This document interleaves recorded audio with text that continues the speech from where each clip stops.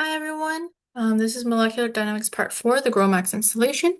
And this is kind of like walking through what you're doing because there's a lot of steps that the installation takes. And especially if you haven't been doing a lot of installs before, it might be a bit overwhelming. So I'm just going to walk you through this, going back to a little bit of like the software fundamentals so you can understand. Please feel free to message me into Discord and take a look at the slides as well, as all the links are in the slides. Yeah, so prerequisites. So I'm hoping that everyone has done the Git tutorial onboarding and also the Unix shell tutorial. So the Git tutorial you can find here, um, over here with instructions, and then it'll have all of the like guides and all these um, like things you need to know for Git. That's mainly just so you like later on. But and then the Unix shell tutorial, this one, it's you don't have to watch the whole thing. I think after you hit the tree sap portion, like a tree as in tr like a living tree, but then SAPP, you don't have to watch the rest of it. So like just every like the first like I think 10 minutes or something, 20 minutes. And then for Windows users, you'll need Windows Subsystem for Linux, which is WSL.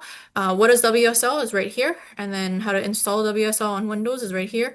There's a lot more support actually outside for WSL than I can probably say in here, and it's probably going to be more relevant for you as well. And if you have questions, please let me know. Now, here's the installation. So the manual link for the GROMACS installation is here. So this is the installation to building GROMACS. So why do we have to install GROMACS via this long and complicated? Technically, it's only like, oh, sorry. Technically, it's only like this much. So why can't we just like click a button on the screen and then the download button comes down and it starts working? Well, a couple things. Number one, GROMACS, because it uses some CPUs, sometimes people want to use GPUs, sometimes you want to install it like for especially for academia labs, they want to do like special ways to install it.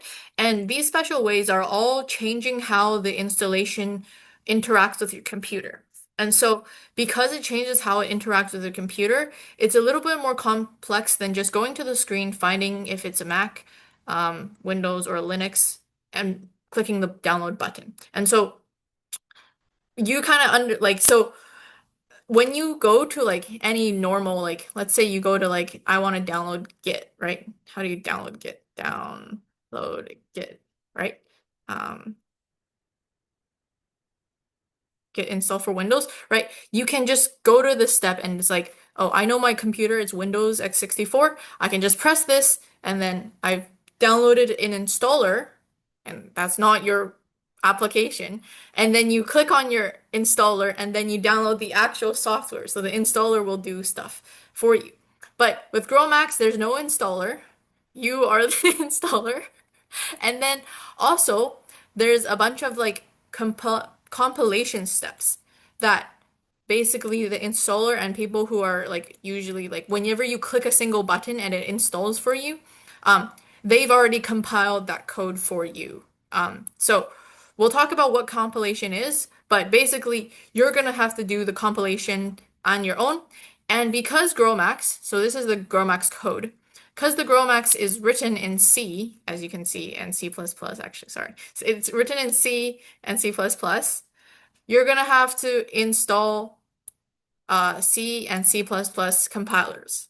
So in your uh, oh, sorry, in in your terminal when you're installing it, and for my Windows people, you are not using Windows PowerShell. It will not work in Windows PowerShell. You cannot do it in Windows PowerShell.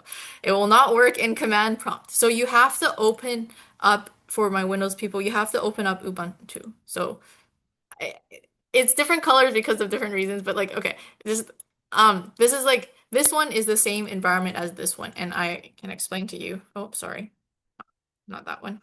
This command. So as you can see, I'm in my mounted,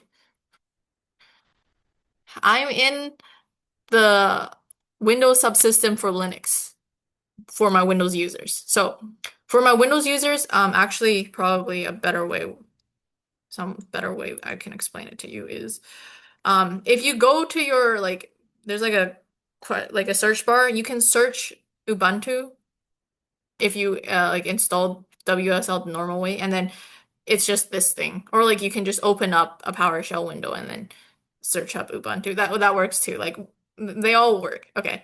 Um, and then you will check C and C++. We'll get to that step later. But I'll go through the process a bit on like a big picture view. So you have GROMACS source code in the cloud.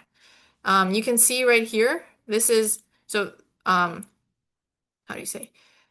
When you go to the GROMACS website, there's a lot of information. Eventually, it will show you this installation.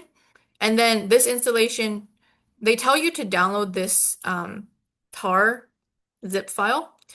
But then really, like the tar zip file is just all of these source code files packaged in a tar zip file. So, yay. Yeah, so this is the source code of the GROMACS application. So when you're running software, this is like the code for the software that we are downloading. And then, so it's in the cloud, you want to download it onto your computer. And so it's just gonna tell you, once, somewhere on here, where is the installation? Um, download, you want to download that onto your computer. So then now it's not on someone else's computer, it's on your computer. And then you want to run the compiler on the source code on your computer. And then this compiler will get you an executable. So what is an executable? I hope that you have read or watched the Linux shell tutorial, but that like an executable is something that you can run, like a software program that you can run. And then after you can run the software program, you can pass in a file, and this is our molecular dynamics file. So this is like your PDB file, or like whatever else you have prepared. GROMACS will need a couple more files. We'll get to that. But you pass in those files, and then you have the program work on the files, and then it'll run the simulation. So let's go through what is compilation. So compilation is a couple things. One of the things is that it verifies your content. So it'll check for the errors in your code, and it'll do some optimization. If you're interested, you can learn more about that. But most importantly, I want you guys to it translates your code from human readable to your machine to read. And you're like, Charity, nothing is human readable. Like I can't read, like, let's go through one of the code here. Programs. Yeah, for sure. Like this is the code. You're like, I can't read this. Oh, this fine. But like it's English. At least you can read the English. You might not understand what it does, but you can read like class command. Like that is English, right? So the computer does not read English. It's gonna read binary zeros and ones, and it's gonna read your Mac computer reads zeros and ones that are different than your Windows computer. Anyways, regardless, it gets it into some sort of zeros and ones for your machine to read. Okay, so your laptop will read it, and then it'll create a program, which is in our case it's GROMACS, that you can run from a command line. And for my Unix shell tutorial, you know that this is the command line. Awesome. So this is the quick and dirty install. It's the same thing on like this site, the installation guide, which I linked earlier in the slides. But we are going to check the latest versions of our C and C++ compilers. So GCC, sorry, GCC. Oh, my bad. GCC version. So that is our C compiler. And G Clang. Let's see. I think GCC is the only thing you need, actually. Okay, if you have this, it's probably okay. Okay. If you have GCC, you should be good. And then if you want to double check CPP as well, then you should be okay as well. Okay, so then that's check step one. And then we want to check our CMake version. Okay, so I already have CMake version 3.28 or later. If you need to update, you have to update your CMake version. And you can do that by, depending on if you use Mac or Windows, you will update it differently. So I won't go over that in this case. If you have a lot of issues with trying to update your CMake version, let me know. If you don't have CMake or if you don't have GCC, you can also install that, but that's also like Windows or Mac specific or like anyway. So then, well, anyways, so regardless, like that's the thing. That's the step.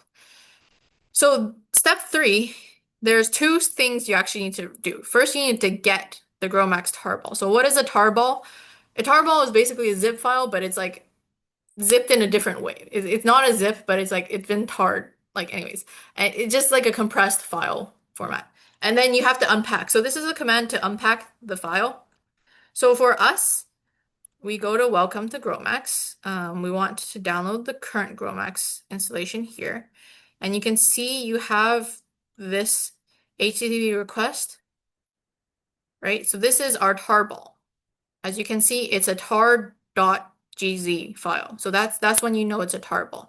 So I'm going to go run, depends on where you want to install it. So as you remember from the Unix shell tutorial, currently I am in this folder. If you want to install in this folder, sure, go ahead. If you don't want to install in this folder, I don't care. Doesn't matter to me. Yeah, so anyways, I'm gonna install this folder. So I'm gonna just curl for this is the location of my tarball. I'm gonna install it. Mm, I forgot to specify that I wanted it in the GROMACS 2026.3 file. So the reason why it gave me a warning is because this is a big file, so it doesn't want to print it in the command line, so I'm gonna save it in an output to a folder instead. So if I look at my folder now, so remember, previously to installing, I didn't have the GROMACS folder in my working folder directory, and now I do. So now I have it in my directory. So I'm gonna just double check. Okay, so anyways, I'm gonna enter into the GROMACS folder. Oh, is it not a folder?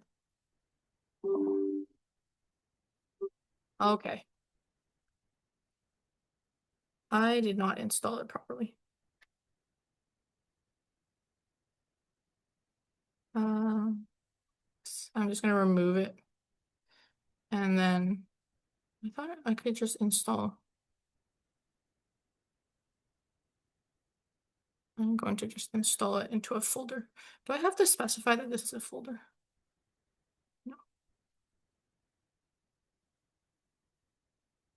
Um, oh, I think I know why. Har.gz. This is a file. It's not a folder. And so I have to specify that it is a file. Okay. Okay. So now I have a file and that was successful. Okay.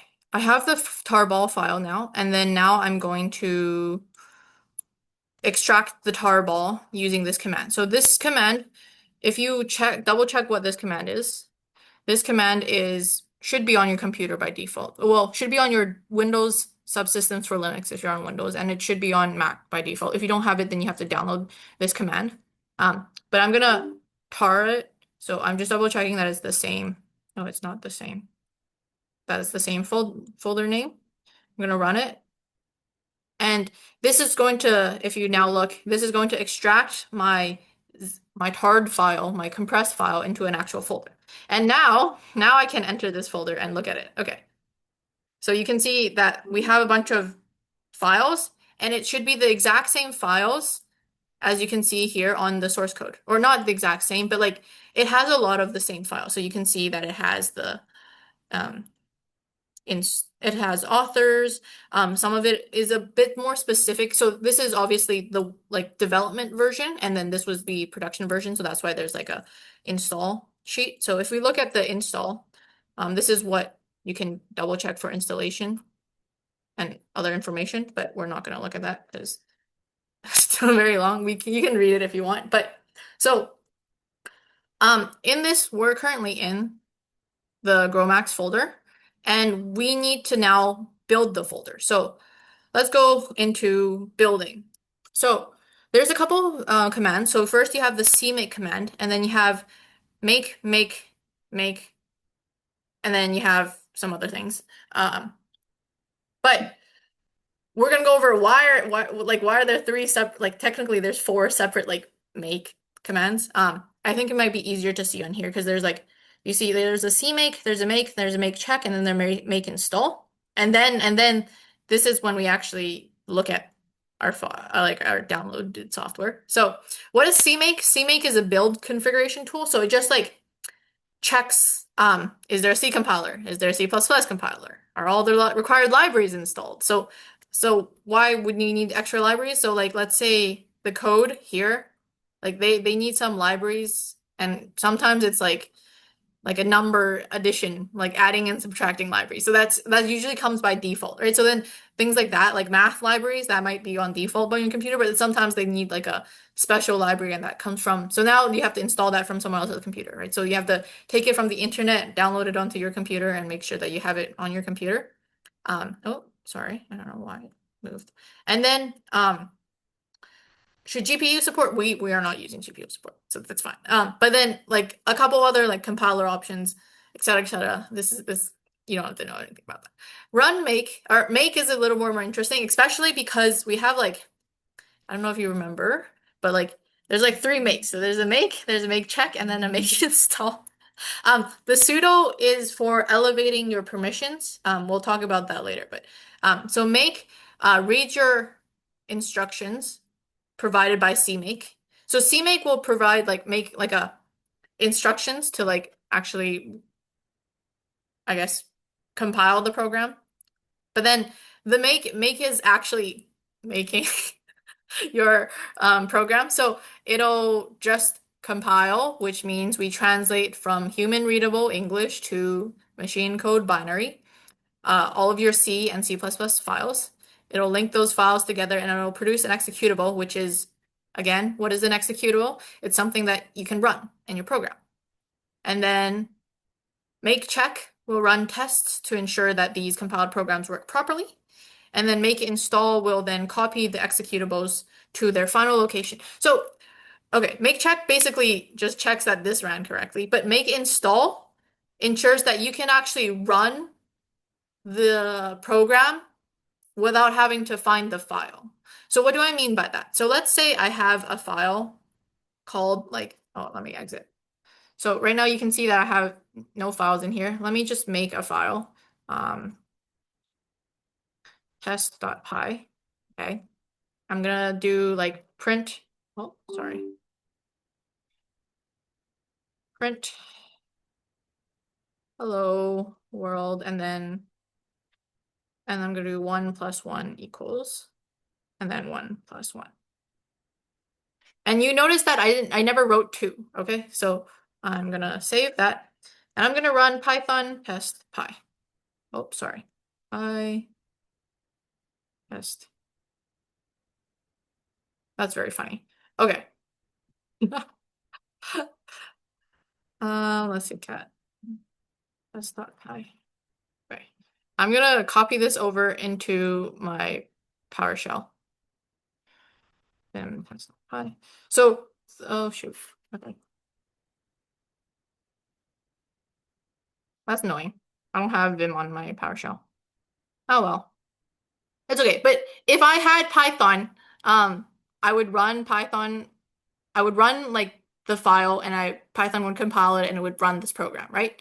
But then now if I can't just type test. If I type test, nothing will work because this is not like a program now, right? So if I type test, it's not recognized. If I type test here, it's not recognized, right? It's not a function, it's not a script file or like a program, right? So how do we make it a program? That's what make install makes it as a program. And not only does it make it as a program, and like it puts the executable into like a correct location. So your computer has some folders where it always checks when it runs a program, right? And then it also has like any supporting files, and makes sure that you can call this program from your terminal. Because otherwise you would always have to find wherever your file is, and that's going to take too long, or like that's kind of annoying, right? So it's not as easy. So I'm gonna remove the test file because we don't need it. But yeah, so that's the concept of make. So right now we have not started any of the build, but we are going to do the build. So you can see here that these two commands, they're just making folders. So this command is I'm gonna make a directory called build.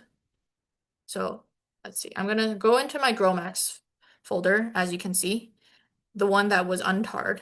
I'm going to make directory build, right? And then I'm gonna look and see I see have a folder named build.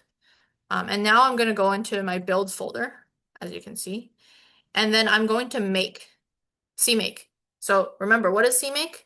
CMake is a build configuration tool. So it's gonna generate some instructions for us to how to like compile it. So I'm gonna run CMake.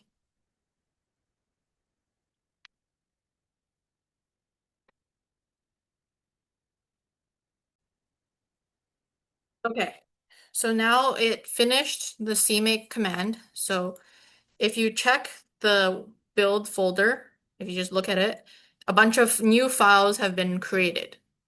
Okay, so previously when we looked at, we did the ls, there were no files inside build, right? But now there's a lot of information. And then, so that's the CMake command.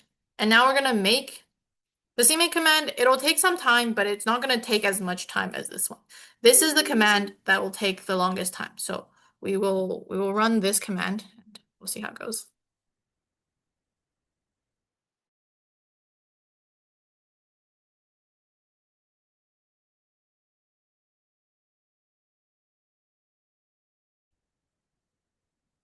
Awesome. So after you have finished, you should get like after the initial steps, you should get like this long standing like 0 to like 100% where each of the files, like the code files are getting converted into binary and then all of them are getting linked together, right? So that was the previous command. And now we're going to run make check, okay? Make check, which is going to test and run all the tests. So we'll do that another time. We have to wait a bit. So you know what? Just go hang out, do something else while you wait. Yeah.